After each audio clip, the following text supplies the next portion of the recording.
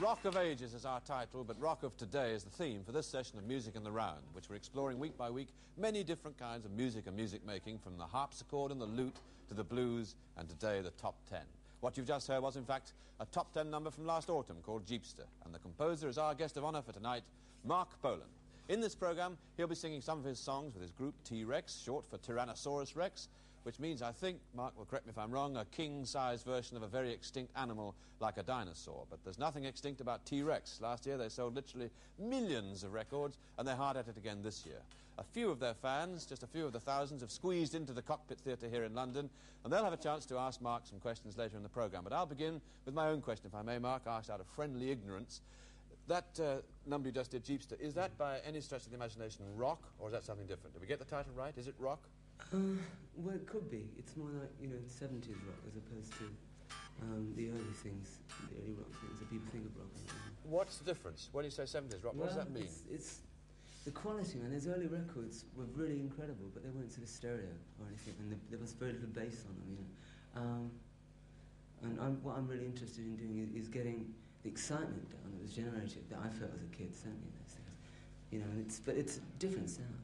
When you said you felt excitement as a kid, what kind of music were you listening to then? Well, rock things in those days. You mean Bill Haley and his Comets and Little Richard and things like that? Never moved me much. Yeah, Little Richard, Eddie Cochran was incredible. Carl Perkins, Chuck Berry. That's the period you grew up in, was it? Really? Yeah, but that was the equivalent of today's underground music, really, at the time. Except it was. People, you had sort of Burt Weedon miming on records, and those people actually played. Eddie Cochran was good guitar. When did you actually start playing the guitar? I was about 17. As late as that? Yeah. And did you have lessons a long time, or did you just pick it up? Or what? No, I did it in a day. Yeah. There's encouragement for everybody. It doesn't take long. I don't believe that. No, truly. I mean, I'd gotten into... I know a few chords, but the first day I got an acoustic guitar, I wrote about 4 songs, some which you still do, in fact. Why, in this kind of music, why 4 rather than 8 or 12 players? If the idea is to make a lot of exciting noise, why stick for 4 players only? Well, you go beyond the amount of communication you can get with people after a while.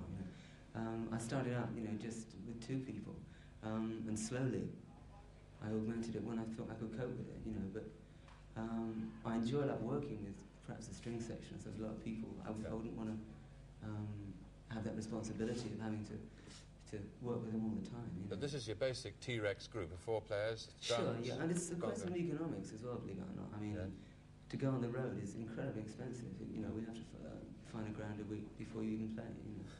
It's just with people and well, we'll come back to how the music gets put together in a minute. Yeah. But first of all, you put together a programme which shows different kinds of music that you make. And the next number is called Cadillac. And I noticed that several of your songs make references to cars. The one you just did, Jeepster, earlier on, there's a verse about, I wrote it down, just like a car, you're pleasing to behold, I'll call you Jaguar if I may be so bold. I meant the animal, actually. I see. But I noticed in another of your lyrics, you say, I'll buy you a car and then I'll throw it away later. But is car very important?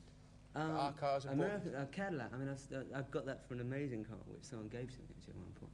An old Cadillac, which was a work of art. It was a masterpiece. As a car? I don't drive, but I mean, it's an amazing car, yeah. But this next song is called Cadillac. What can you say what it's about? It's not really about too much at all, actually. It's not about Cadillacs, for a start. But we'll play it and we'll see if you can work it out.